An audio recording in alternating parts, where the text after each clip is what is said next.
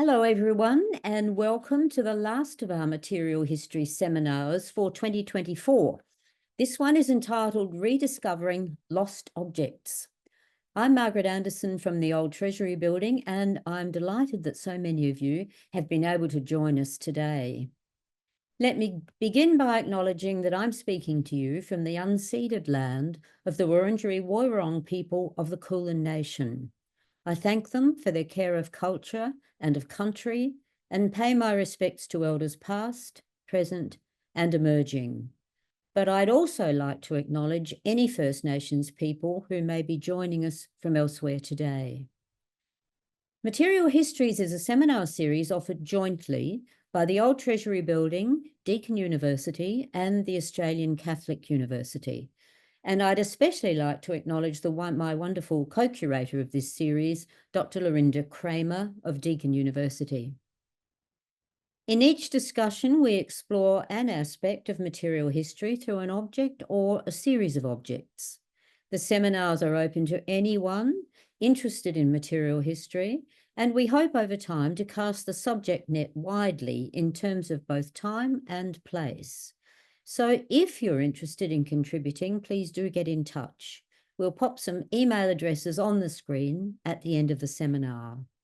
Now we have two speakers today, each of whom will speak for about 15 or 20 minutes. This will be followed by a very short discussion between the speakers and then questions from you, our audience. And so it is my great pleasure to introduce our first speaker this afternoon, Corioli Souter. Corioli is a curator, an archaeologist, and is the head of the Department of Maritime Heritage at the Western Australian Museum. Her work often involves collaboration with other state, national, and international museums and collections, but also with tertiary institutions, heritage agencies, community organisations, and the private sector. Her paper today is a fascinating one. It's entitled Batavia and the Personification of Hope. Welcome, Corioli. Thank you very much. I'm very pleased to be with you all here today. I'm talking to you from Walia, Fremantle. This is on Wajak Noongar Budja. And today I'll be talking to you about some of my research I've undertaken as part of my PhD research, which was at Deakin, and I'm due to graduate very shortly, and also ongoing work I have had with the museum over now the last 27 years, working specifically with the Dutch East India wreck. Just as you see my first slide, I will be showing some images of human remains.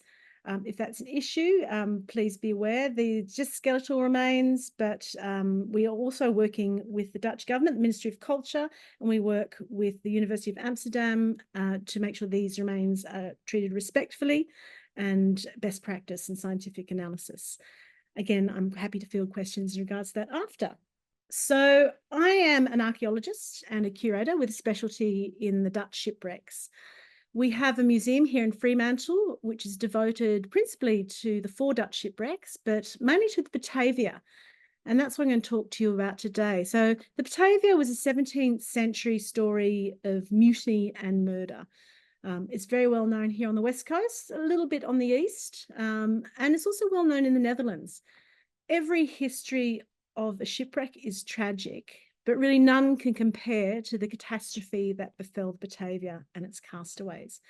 Batavia was a ship of the Dutch East India Company, also known as the VOC. It was on its maiden voyage to Batavia, also known as modern-day Jakarta in Indonesia. And this was the headquarters of the VOC in the East Indies. However, in the early morning of the 4th of June in 1629, it was wrecked on Morning Reef in the Houtman of Brollis. These are a set of islands 60 kilometres off Geraldton, off the Western Australian coast. What followed was a massacre of such epic proportions that of the 322 people on board, only 120 would finally reach Batavia. The ship was excavated in the 1970s. This whole museum was structured around that excavation and the materials that were recovered.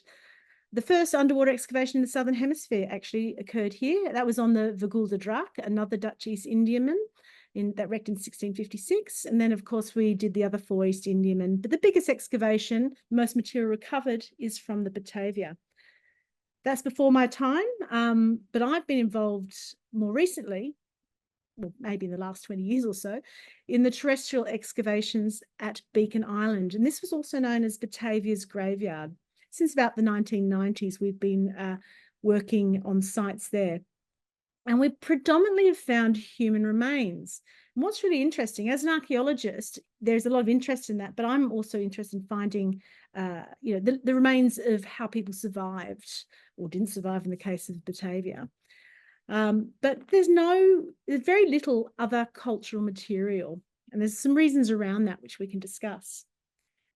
So again, human remains. This island is populated also by migratory seabirds, in particular little shearwaters and crested terns that lay their eggs. And so often we have this, I quite like this image of the nature culture intersection, the life and death stories we can pull out of that. And we tend to do that in our museum exhibitions.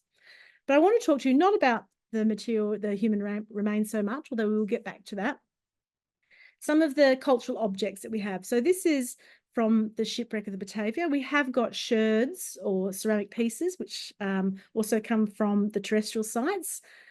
But when we consider the ceramic assemblages from the Batavia shipwreck, the Bartman or Beardman pictured here, this is a salt-glazed mottled brown stoneware jug.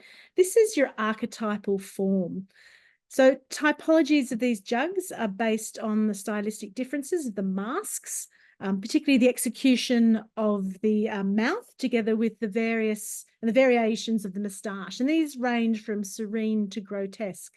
These are the faces of Batavia, and together with the Beardmans from the wreck of the Gulda Drak, which I mentioned earlier, the first excavated Dutch East Indiaman on our coast, they're one of the most significant and accurately dated collections of these ceramics anywhere in the world. And researchers from all over Europe, South Africa, Asia, come back and use our collections that way.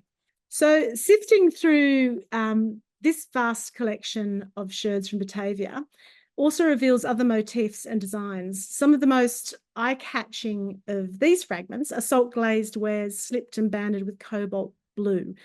Much of this material was collected from the reef inshore from the wreck, having been scattered across the seabeds by currents and swells. It's really interesting. The reason we have so much material remains from the Batavia is because it was also carrying stone and a lot of other materials, building materials that were going to be used in the VOC port of Batavia. And that managed to weigh down the wreck and provide a way of preserving all these other materials. So these fragments that you're looking at are probably from the Rhenish potteries, the German potteries of Westerwald, which were established in the 1590s. So after the 30 Years' War, these sort of forms, biconic forms and spheroid jugs, became synonymous with what we call Westerwald type of ceramics. And during the 17th and 18th century, these types were traded more widely than any other, traveling as far as America, Africa, and China. So the pieces that you see here are of an oval medallion that depict a woman on an anchor. And this is the personification of hope. And these are allegorical images, and they were really important images that were used in Dutch art from the 16th right through to the 18th century. So the next one is of an image of personifications. These were widely used with and taken as inspiration for all sorts of people, you know. This is looking at one that's from Césaire Ripper's Iconologia. This was produced in 1593. And this book was later translated into Dutch in 1644. So Iconologia was a highly influential work based on Egyptian, Greek, and Roman moral emblematic representations. So it was a valuable source for material for artisans and poets and academics, and of course, later ceramicists. So this image is Peter Bruegel, the Elder. It's a 1559 engraving, and it depicts an early allegorical female figure of hope. So here she is in a very busy scene, wearing a beehive on her head and holding a spade and a sickle, which were tools used by men engaged in agricultural labour. I love this image because she stands calmly on her anchor in the middle of what I call the sea of troubles. So female depictions were a popular theme on contemporary stoneware vessels, and there are a number of designs that echo this form of hope. The cordon jug, or pool as it's called, is that you see on the left here, is reconstructed from sherds collected from the Batavia. To give an indication of its original shape and size, I displayed a whole form of a similar vessel alongside it. So they're decorated with these distinctive cobalt blue rings and cordons around the neck. These large spheroid vessels also have an apron of sprigged medallions on their bellies.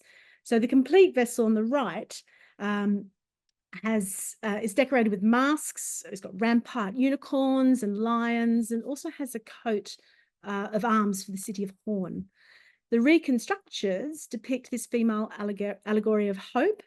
And I did this in a way of displaying and recognising the fragmentary nature of the archive in relation to Dutch women, both in Batavia on the island of Java and also from the shipwreck.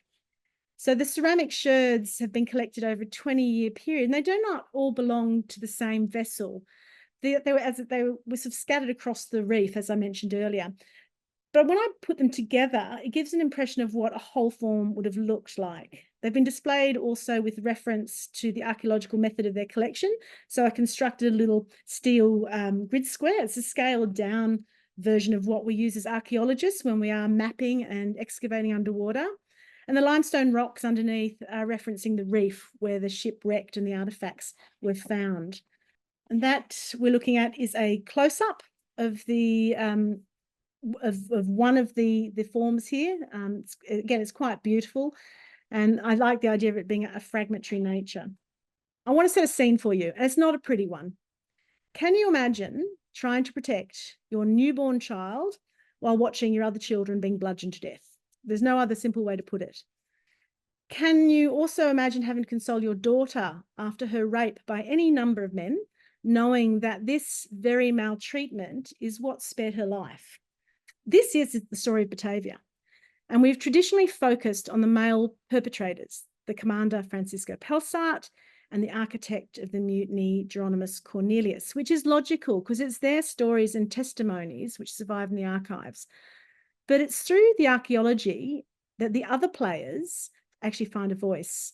And I think this is really important because an aesthetic and poetic understanding of the archaeology, which we try to do as museum curators, also resensitizes us to the impact of this event 400 years ago. So these tiny teeth are from an infant. And interestingly, they're the only remains of a baby found in a mass grave, including other children. The cause of death is unclear, but we know that 40 children perished on Batavia's graveyard. Several women were pregnant or were nursing infants following the wreck, and some of these babies must have been conceived. Some of them were born during the 7.5+ month voyage out. So the grave here provides us with a snapshot of the people who were aboard the Batavia. They provide us with an opportunity to learn how people lived during this time. And by layering this narrative with the 17th century artworks and objects, visitors can learn how archaeologists use DNA and isotope studies to try and identify people and see them more than the skeletons that we're left with. We know that the entire family of Gisbert Bastians, he was the ship's predicant, and they were brutally slaughtered while he and his eldest daughter Judith dined with Geronimus Cornelius. So I've experimented with an alternative perspective on this Batavia mutiny and particularly the women in an exhibition that was called Batavia Giving Voice to the Voiceless. And the aim was really to regender that story. So we've established that the most iconic archaeological object related to this event even has a beard. Yet we need to remember that women are pivotal to this story from the very beginning. In fact, the assault of a noble woman on board called Lucretia Yarns by the vessel's skipper and a whole heap of other men while still at sea has actually been interpreted as the first stage of the mutiny. In fact, she has in some accounts been blamed for it. It's not a story we haven't heard before.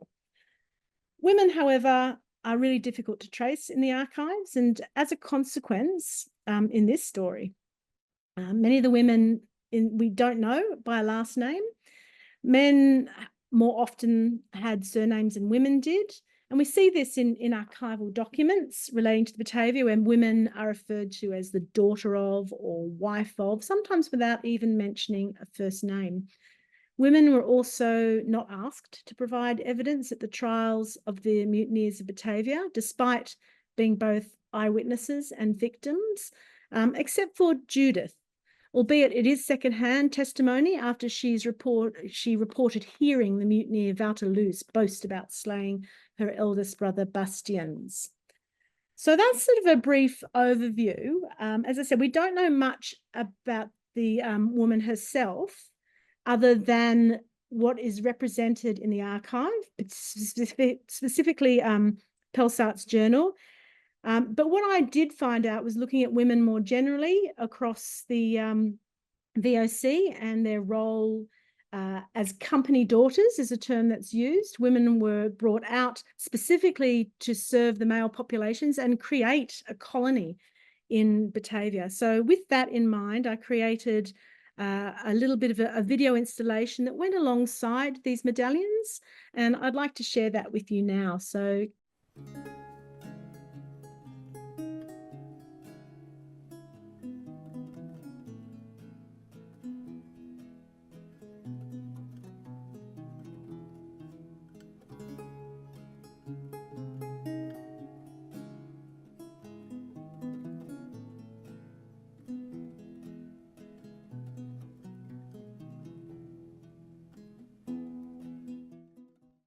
To the VOC directors, everyone knows that the male sex cannot survive without women.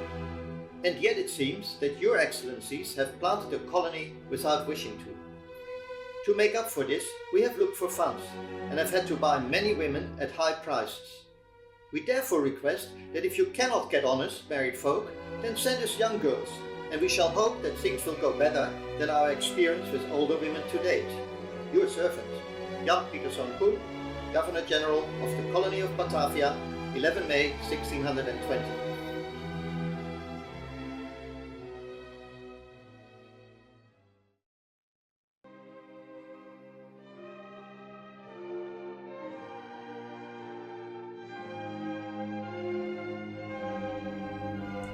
And so they sent me. My name is Judith Gijsbertszoon. I travelled with my family to Batavia aboard that fated ship of the same name. Only my father, the ship's predicant, and I survived the bloody mutiny. My mother, sisters and brothers lay buried somewhere on Batavia's graveyard. My life here fares little better, but that's the lot of all Dutch women in the East Indies. Others have come before me. They are called the company daughters, many of them poor women and orphans. Those old enough to marry become employees of the VOC, although I expect not by choice, for they do not receive a wage. For their commitment, the company gives them a new petticoat. We wait for news regarding our return home with the December fleet.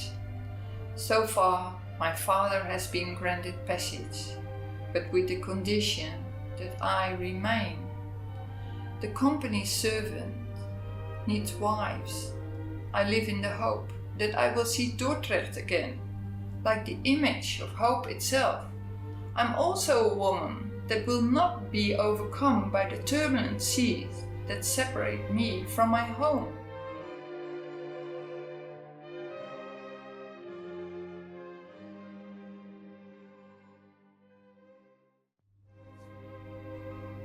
The fragments which make up this jug are sherds from a number of similar vessel types. It is a wonder that they survive at all after being scattered on a reef inshore of the Batavia shipwreck. 3 oval medallions depict a woman with an anchor, the personification of hope. Allegorical images were important motifs in Dutch art from the 16th to the 18th centuries. hope forms part of the theological group of the 7 virtues: faith, hope, and charity. An early example of this motif is Peter Bruegel the Elder's 1559 engraving. The woman personifying hope calmly stands on an anchor in the middle of a sea of troubles, whilst around her ships wreck. In early Christian art, the anchor was also a disguised form of the cross. The Latin motto underneath reads, "The assurance that hope gives us is most pleasant and most essential to an existence amid so many insupportable woes." The symbol of shipwreck dominates half the engraving, and in later iterations, such as the medallion seen here, only the symbol of the anchor endures. Finally, after 5 years in the East Indies, they have granted me passage home. My stepmother also. We have each been given a predicant's widow's pension. But for my sufferings on those barren atolls near the Southland, they have given me another 300 guilders. This time I leave my father behind, buried somewhere in this archipelago of islands, along with my 2 husbands. All have succumbed in this miasmatic fever that plagues this place. Yet I still endure. I try to reimagine myself like my namesake from the Bible, from the book of Judith. Judith beheaded Holofernes, her people's captor. Perhaps we women should have done the same with Euronymous Cornelius on Batavia's graveyard, rather than to be subjugated. But does it matter what role a woman plays in the end? For if my story is to be remembered at all, it's likely to be a postscript to the main account, like Judith's. Still, Judith and Hope have been immortalized in this very vessel from which I drink. I gaze upon their images and remember not only their plight, but also their fortitude, for that is what compels me to go on. That was done as part of an art gallery installation. So it's a little bit different to what we do in museum settings. But as you see, it was an idea of what we call ficto-critical representation of individuals that don't survive clearly in the archive. And in fact, I have been working with Dutch historians trying to find any trace of her and other women on board. And the reality is, it looks like she never remarried. She was married twice. When she got to Ambon, she was married off after she was a rape victim, married to another priest. He died, then she was married off again, and then she was interesting in that she did petition the VOC to go home, and she eventually got to go home and got that ex gratia payment for the suffering she'd endured. So that is a really nice, strong story, and it simply doesn't come up unless we dig for it. But then when she goes back to the Netherlands, I really simply don't know what happened to her. There's nothing, we can't track her further beyond. She doesn't look like she remarries, and she's swallowed up by the enormity of the Dutch archive. But it just shows you with just, sherds, by bringing the sherds together, the power of an object in what it can contain and reveal about individuals if you build a story around them. So, and I believe we can do that for a lot of our archaeological remains. And again, we have this fixation with the skeletal material, which is a big part of our story. But I think it's better nuanced when we start adding in these more, insensitive histories to make people remember that these were real people that suffered these really, horrific events, albeit 400 years ago. So thank you very much. Thank you, Corioli. Gosh, that's such an awful story. I knew bits of the Batavia story, but I don't think I fully understood the extent of what happened to the women. Truly awful. And at some point you'll have to tell us why there was such a massacre, but that's not really the focus of your paper here. But a terrific paper, thank you. Wonderfully thoughtful re-examination of those objects in the collection and what they can, the insights that they can begin to give us into the lives of those women. So thank you. Thanks. We'll move directly to our second speaker, Professor Gay Sculthorpe. Gay is a Palawa woman from Tasmania. She's currently working as Professor of Cultural Heritage and Museum Studies at Deakin University. She worked previously at Museums Victoria, and more recently, she was Curator Oceania at the British Museum, a position she held from 2013 to 2022. She has a strong interest in early collections of Aboriginal materials distributed around the world, and is currently working on a marvellous project about Aboriginal objects sent to the Great Exhibitions held between 1851 and 1939. Her paper today is entitled Tasmanian Aboriginal Kelp Water Containers. So over to you, Gay. Thank you very much for to the organisers for inviting me to speak today.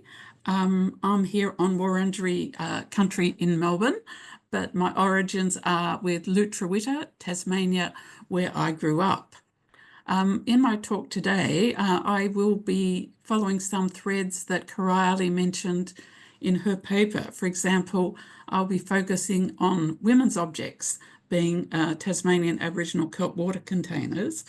And also there are threads to the histories of empire in both our stories, maritime history, and different empires.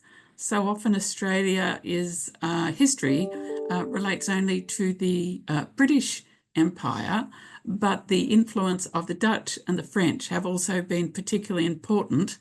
And what I like about Corioli's presentation and what I'm speaking about today is some stories that relate to really the 18th century and before, which are parts of Australian history that we don't know so well. So I will be briefly telling you the story of a lost Aboriginal object, an object that I was responsible for in the British Museum. And it was a kelp water container, a model of one that was sent to the Great Exhibition in London in 1851. And it was called a model. And this particular kelp container has been significant by being put available online at the British Museum in 2008. It assisted the process of Tasmanian Aboriginal women remaking these objects that they had started doing from the 1990s. And previously, the only other image available was a drawing from the Baudin expedition in 1804. So there are very few Rakawa or Tasmanian kelp water containers in collections, and in up until 2019, this small kelp water container from Tasmania was the only historic example known. So it's an incredibly significant object, but it's a model. However, we do know that the Baudin saw kelp water containers because they were drawn. And if you look at the French expedition of D'Entrecasteaux, if you look at the square on the bottom right outlined in red, you can see just a small, this etching comes from a drawing that shows a kelp water container in front of an Aboriginal camp in Van Diemen's Land in 1792. So the French, when they visited southern Tasmania, they interacted with Aboriginal people. They had quite a good friendly discussion, but they also collected some objects.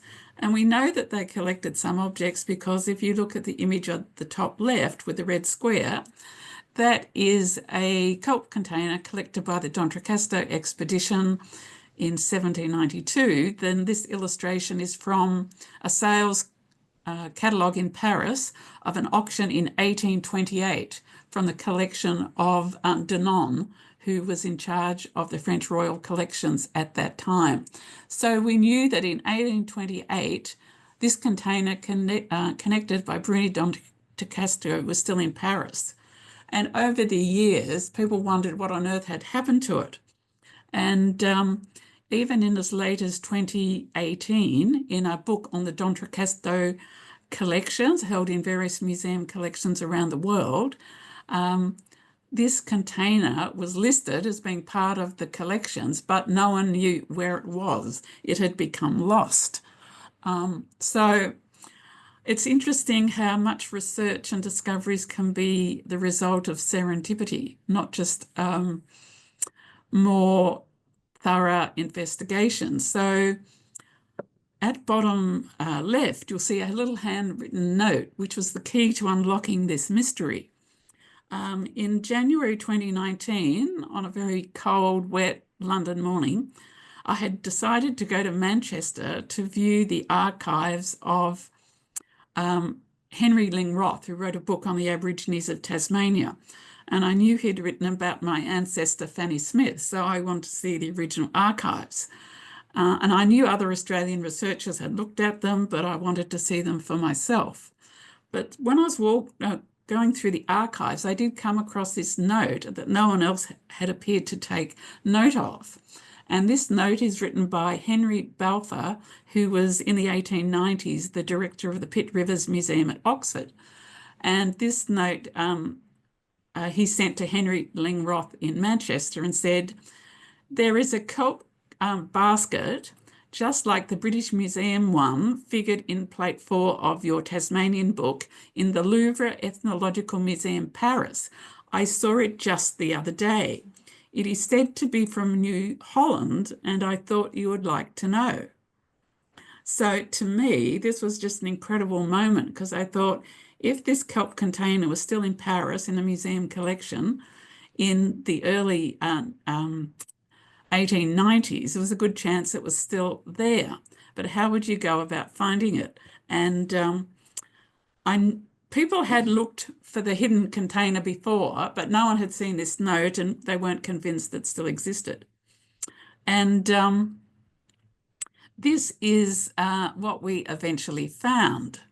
And the way it was found was, just going back to the slide before, there was a new curator at the Musée de Quai Branly in Paris, my colleague Stephanie Leclerc-Caffarel, and a great documentation officer. And Stephanie and Frederick began to look within their collections for this object, but they had nothing on their database that was made of kelp, nothing from Tasmania of an ethnographic kind. And in spite of an intriguing object that looked like leather, they couldn't find anything that looked like this. So we were getting a bit despondent and thought maybe it hasn't survived.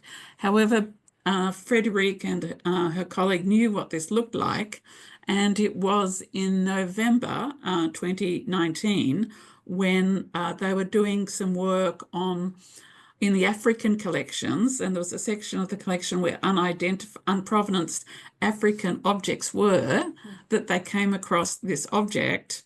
And because they were familiar with the drawing, they thought, aha, could this be the object? So this was incredibly exciting for them. And it had been, they traced back through the museum catalogues from the 19th century, which the Quai Branly collections bring together collections from about 4 or 5 different Parisian museums. And at various times, this object was described as being of bark and of coming from New Zealand, and it was found unprovenanced in the African collection. So what my French colleagues did was they invited a natural history scientist from the Natural History Museum in Paris, and because the collector of this, La Billardière, also collected natural history specimens, and including kelp specimens from southern Tasmania. And using infrared spectroscopy, they compared the kelp on this container to the kelp in the Natural History Museum, and they were a perfect match. So then I was in London, so then they'd done the scientific work, and it was just an incredible moment going to Paris and holding this amazingly beautiful object at the Musée de Quai Branly in December 2019. And as an 18th century Aboriginal object, I think it is perhaps one of the most important Australian objects held in any museum collections.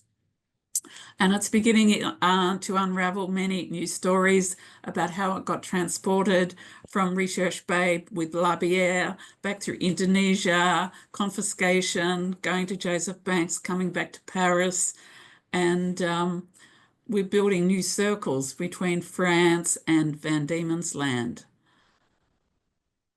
And so by the end of 2019, we had this in the middle, the British Museum model kelp container.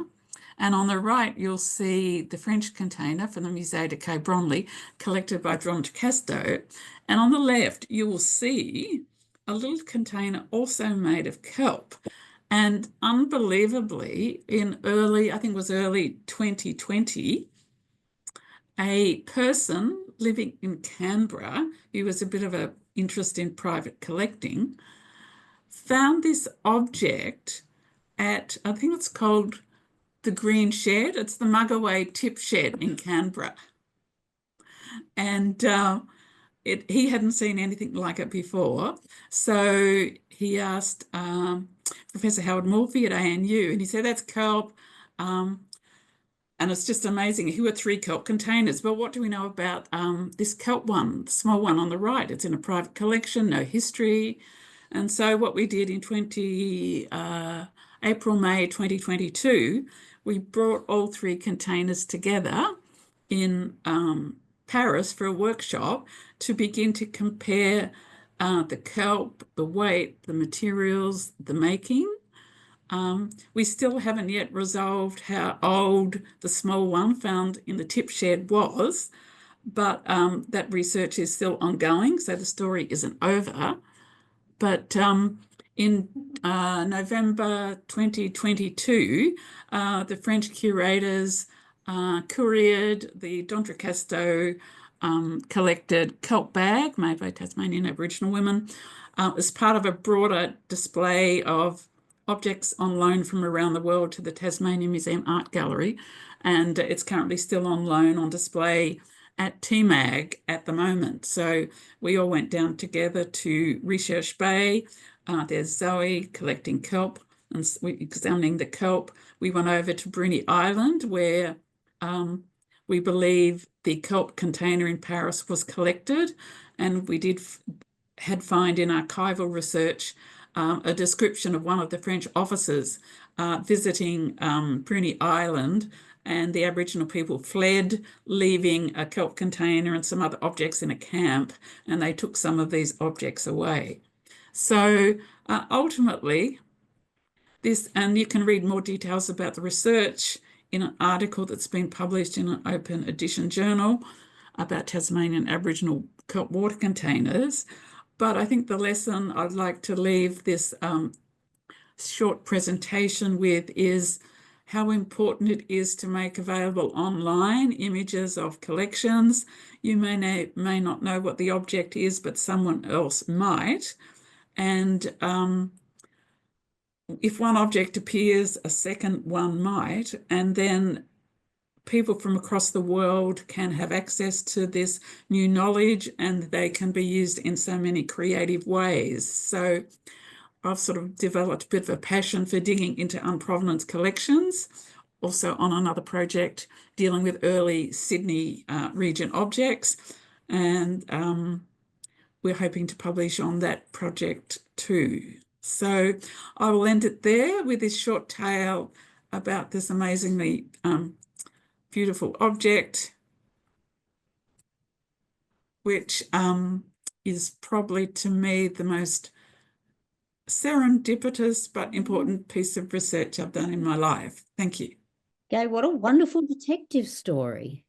But also, as you say, detective story and also serendipity, the fact that something so far flung could then be united and all from one online image in a way. Extraordinary story. I'm going to ask Corioli now if she'll join us again for our discussion. Let me remind you that we welcome questions for either or both papers. And while our audience is thinking, we actually have one there already from Lorinda, and she's asking Corioli a question, but it might equally refer, I suspect, Lorinda, to Gay's paper as well. She thanks you both for your presentations and says, I love the way you're uncovering alternative perspectives on the Batavia and or on this object as well, beyond the dominant masculine narratives. I wonder if you think there are still more alternative perspectives to be uncovered. Yeah, it's a great question, Lorinda. And the short answer is yes. I'm currently working with Yaru historian Shino Kanishi on a project called Shared Histories, Different Memories. And we're doing just that. We're actually looking at Aboriginal perspectives of the encounters with people through shipwreck and misadventure. And of course, this happened all along our coast. But with Batavia, 2 boys post the mutiny and the trials, instead of being executed, they were put on shore on the mainland of Western Australia.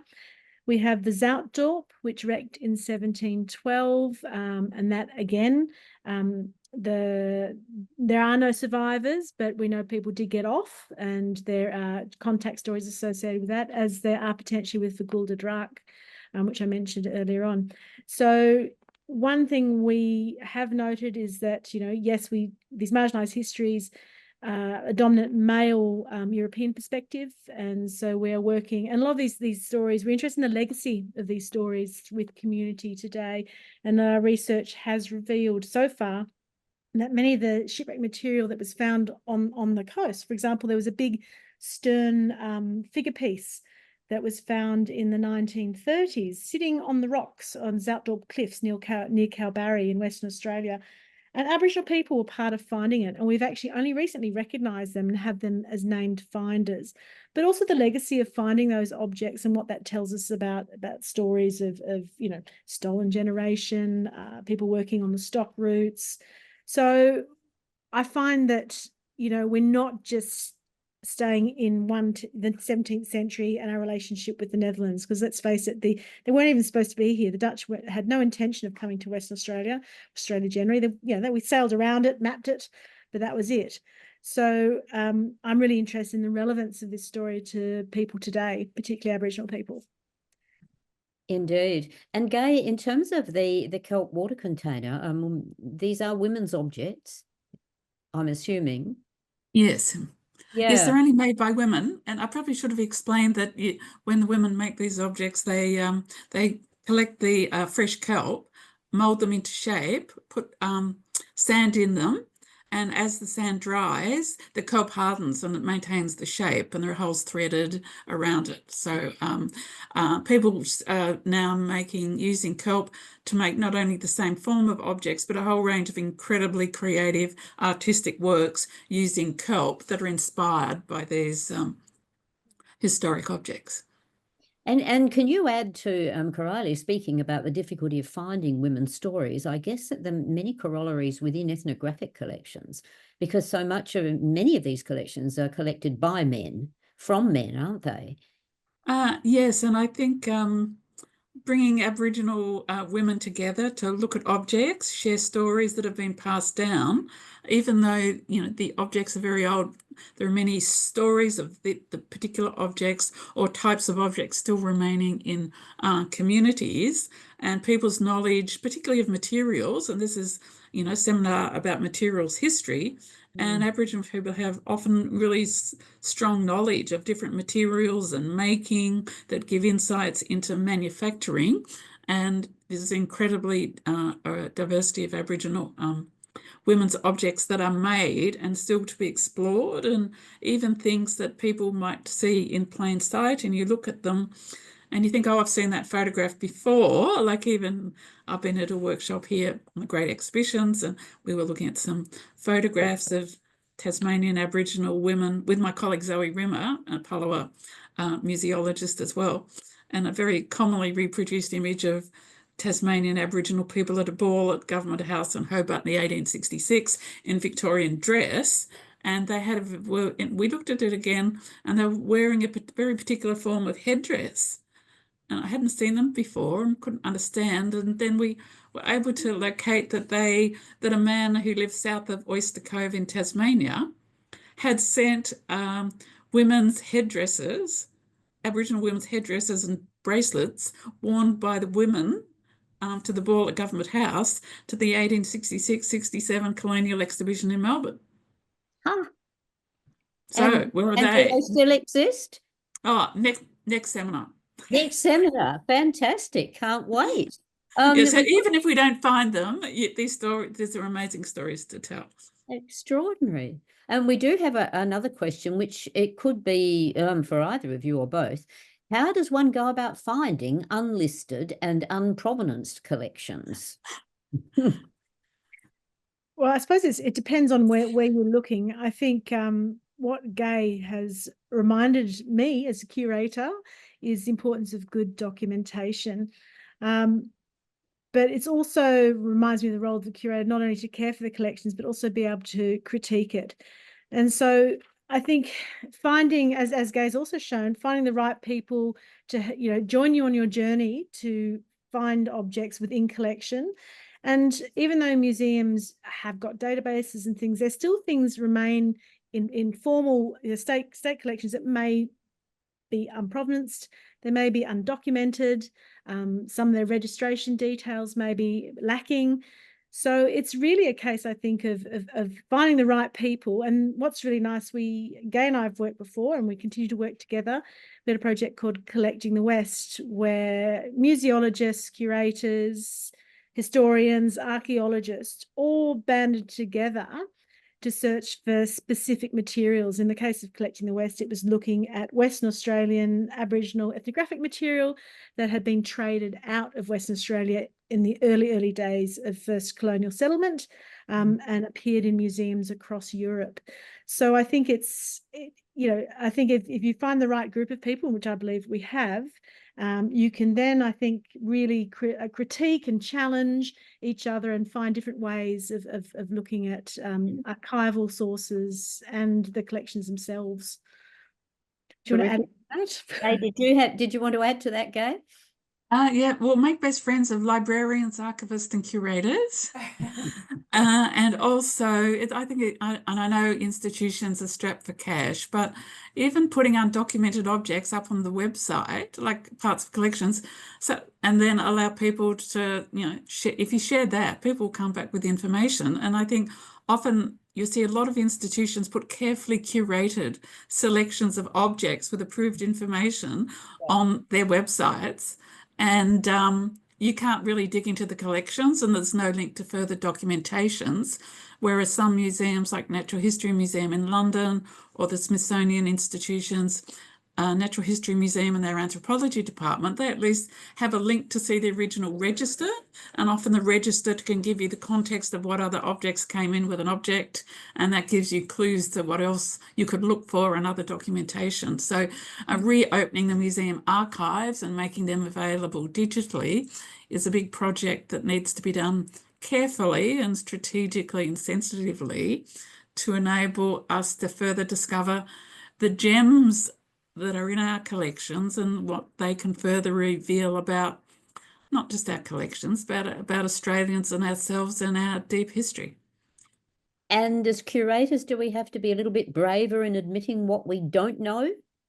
I mean, and in putting up the collections that are, as the other question asked, unlisted, unprovenanced, because mostly we don't really want to admit to those, do we? That's exactly the problem. And when I was working, for example, at the British Museum, and the database online was just the idea was getting up, and some curators were apparently, I was told, were a bit cautious about putting information out that may be wrong. And apparently at the time, Neil McGregor, the director, said, just get the information out there and start improving it. Because the information is never complete and it's always progressive. Yeah. This is where the notion of the curator as expert can actually stand in the way. I think with that too, I mean, our collection here at the Shipwrecks Museum has been online. We were one of the first museums to actually have a website. and we put our collections out there from the very get-go. And like Gay said, you know, even when we don't have a lot of information around there, they were available telling you it's a complete drill into our working databases. So you actually are observing in real time the information we're learning about each object and collection types. So where you can, you have an image and the description, provenancing and archaeological information. So I think I can say tick, we're doing that certainly with our maritime archaeological collections, and increasingly, yes, I think that is the aim of most museums, to get their collections up and out there. West Australian Museum, I think Alec Coles, our CEO, talks about we have in excess of 8 million objects. So it's a job. It is a big job. And certainly the WA Museum is in the process of doing that. We are working currently with our natural history collections to have them all put up online. So look, I think generally institutions are heading that way. And as you know, our links to information on the web is getting better, you know, annually. So hopefully we are on that road. Yes, indeed. And websites themselves are getting so much better, aren't they? So much cleverer at predicting what we want to know and where we can go. We have another, Lorinda's asked another really interesting question, which was originally addressed to Gay, but I think it actually refers again to both of you. And she says, I wonder if your methods are changing as you become more aware of collections or collectors or museums and the possible links between them. Just one thing I would say about that is that there's never been a better time to do this work now, because more libraries and archives are being digitized. So in like 19th century documentation, and with Trove and other digital sources available, you can link together sources from different institutions in a way that even 10, 15 years ago you didn't. So even small bits of information on a website can be linked to another document somewhere else. So it's I think it's getting easier all the time. Indeed. Now, I fear that our time's probably up for today, but that was just such a wonderful pair of papers and really interesting discussion afterwards, and reflection on the way that we as historians, curators work. So can I just repeat my thanks to our two fabulous speakers today, Corioli Souter and Professor Gay Sculthorpe. I think you'll agree that we've heard two really engrossing papers and discussion afterwards. I'd also like to thank the team behind Material Histories, Lorinda Kramer and her colleagues at Deakin University, Katie Dunning at the Old Treasury Building, who manages all the tech so expertly, and our colleagues at the Australian Catholic University. And a special thank you also to you, our audience. The next seminar in the Material History series will be held at the same time on Friday, the 28th of February next year. Can we believe it's the end of the year already? On the topic, the fashion cycle from retail to reuse. So I hope you might be able to join us for that one. Remember that if you have a paper you'd like to present in this series, we welcome submissions. If you go to the Material Histories page on the Old Treasury Building website, you'll find the information there, and please don't be shy. We'd really love to hear from you. As usual, Katie will try to upload the recording from today's seminar as soon as she can to the Old Treasury's YouTube channel. So look to it there, and you can listen all over again or send it on to your friends. Thank you and good afternoon.